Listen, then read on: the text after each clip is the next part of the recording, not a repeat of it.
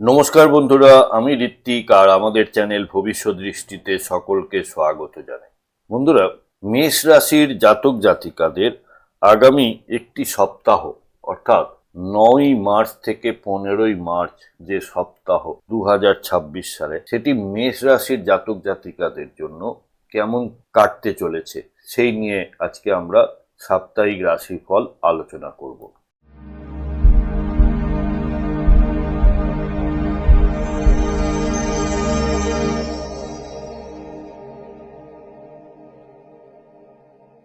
বন্ধুরা, আপনারা যারা আমার চ্যানেলটি অলরেডি সাবস্ক্রাইব করেছেন তাদেরকে জানাই আমার অসংখ্য ধন্যবাদ ও কৃতজ্ঞতা। যারা এখনো সাবস্ক্রাইব করেননি তাদের কাছে আমার বিনীত আবেদন, চ্যানেলটি সাবস্ক্রাইব করুন এবং পাশে থাকুন।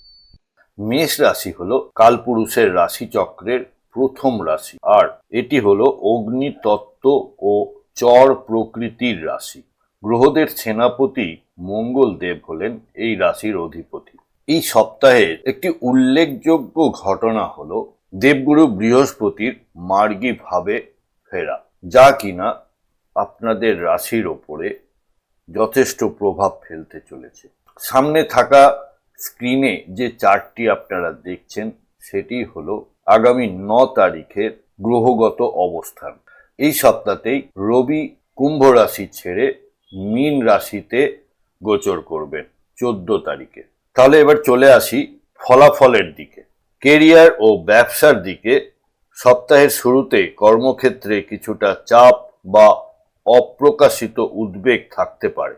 সহকর্মীদের উপরে সম্পূর্ণ ভরসা না করে নিজের কৌশল গোপন রাখুন। সপ্তাহের মাঝামাঝি নতুন সুযোগ বা দায়িত্ব আসতে পারে, যা ভবিষ্যতে প্রমোশনের দরজা খুলে দেবে। ব্যবসায়ীদের ক্ষেত্রে নতুন কাস্টমার পেতে সাহায্য করবে। অর্থভাগ্যের দিক থেকে অপ্রত্যাশিত খরচ হতে পারে, বিশেষত ভ্রমণ বা চিকিৎসা সংক্রান্ত। তবে সপ্তাহের শেষ ভাগে অর্থপ্রাপ্তির যোগ রয়েছে। বড় বিনিয়োগের ক্ষেত্রে কিন্তু তাড়াহুড়ো করবেন না। সম্পর্ক ও পরিবারের দিক থেকে নিজের আবেগ প্রকাশ না করলে সঙ্গী আপনাকে কিন্তু ভুল বুঝতে পারে। দাম্পত্যে ট্রান্সপারেন্সি থাকা দরকার এবং স্পষ্ট আলোচনাও দরকার। অবিবাহিতদের জন্য নতুন সুযোগ আসতে পারে, তবে এই সময়টুকু একটু ধীরে এগোনোই ভালো। স্বাস্থ্যের দিক থেকে ঘুমের সমস্যা, মাথা ব্যথা বা চোখের ওপরে চাপ বাড়তে পারে। নিয়মিত বিশ্রাম ও প্রাণায়াম আপনাদের জন্য উপকারী হবে। এই সপ্তাহের জন্য বিশেষ পরামর্শ আপনাদের জন্য, সেটা হলো ধৈর্য ও কৌশল। এই দুটির সমন্বয় আপনাকে অন্যদের থেকে এগিয়ে দেবে। বন্ধুরা, প্রতিবেদনটি কেমন লাগলো আমাকে কমেন্ট বক্সের মাধ্যমে লিখে জানাবেন। মেষ রাশির জাতক জাতিকাদের আগামী একটি সপ্তাহ খুব ভালো কাটুক, এই প্রার্থনা নিয়ে আমি প্রতিবেদনটি এখানে শেষ করছি।